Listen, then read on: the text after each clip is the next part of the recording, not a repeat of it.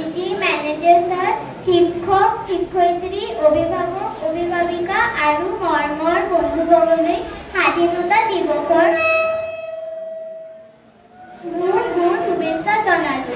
মোৰ নাম ৰিয়া এন, মই পঞ্চম শ্ৰেণীৰ ছাত্ৰী। আজি আমি সকলোৱে এই মহান ৰাষ্ট্ৰীয় অনুষ্ঠানটো উদযাপন কৰিবলৈ ইয়াত একত্ৰিত হৈছোঁ। আমি সকলোৱে জানো যে স্বাধীনতা দিৱস আমাৰ সকলোৰে বাবে এক শুভ উপলক্ষ। ভাৰতৰ স্বাধীনতা দিৱস সকলো ভাৰতীয় নাগৰিকৰ বাবে আটাইতকৈ গুৰুত্বপূৰ্ণ দিন আৰু ইতিহাসত এই চিৰদিনৰ বাবে স্মৰণীয় হৈ ৰ'ব। এইটো সেই দিন যেতিয়া আমি ভাৰতৰ মহান স্বাধীনতা সংগ্ৰামীসকলৰ দ্বাৰা বহু বছৰৰ কঠোৰ সংগ্ৰামৰ পিছত ব্ৰিটিছ শাসনৰ পৰা মুক্তি পাইছিলোঁ। ভাৰতৰ স্বাধীনতা দিনটো স্মৰণ কৰাৰ লগতে ভাৰতৰ নেতাসকলৰ সকলো ত্যাগক স্মৰণ কৰিবলৈ আমি প্ৰতি বছৰে 15 আগষ্টত স্বাধীনতা দিৱস উদযাপন কৰোঁ। ভাৰতে 1947 চনত 15 আগষ্টত ব্ৰিটিছ শাসনৰ পৰা স্বাধীনতা লাভ কৰিছিল। স্বাধীনতাৰ পিছত আমি আমাৰ নিজৰ ৰাষ্ট্ৰ, আমাৰ মাতৃভূমি, আমাৰ সকলো মৌলিক অধিকাৰ লাভ কৰিছোঁ। আমাৰ সকলোৱে এজন ভাৰতীয় হিচাপে গৌৰৱান্বিত অনুভৱ কৰা উচিত আৰু আমাৰ ভাগ্যক প্ৰশংসা কৰা উচিত যে আমি এখন স্বাধীন ভাৰতৰ দেশৰ জন্ম লৈছোঁ।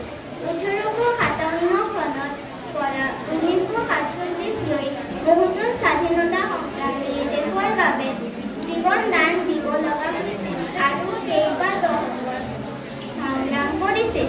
ব্ৰিটিছ বাহিনীৰ এজন ভাৰতীয় সৈনিক মংগল পাণ্ডে এই প্ৰথমে ভাৰতৰ স্বাধীনতাৰ বাবে ব্ৰিটিছ শাসনৰ বিৰুদ্ধে মাত মাতিছিল। পিছলৈ কেইবাজনো মহান স্বাধীনতা সংগ্ৰামীয়ে সংগ্ৰাম কৰিছিল আৰু কেৱল স্বাধীনতাৰ পোৱাৰ বাবে তেওঁলোকৰ গোটেই জীৱন অতিবাহিত কৰিছিল।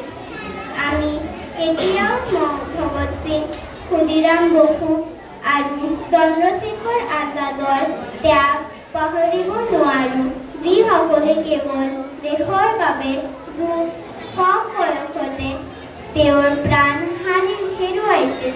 নেতাজী আৰু গান্ধীজী সকলো সংগ্ৰামক আমি কেনেকৈ উপেক্ষা কৰিব পাৰোঁ?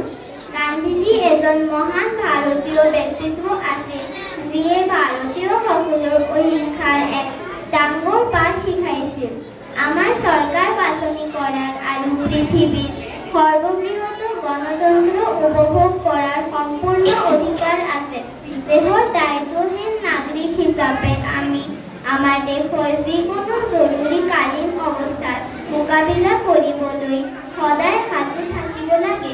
ধন্যবাদ। জয় হিন্দ, জয় ভাৰত।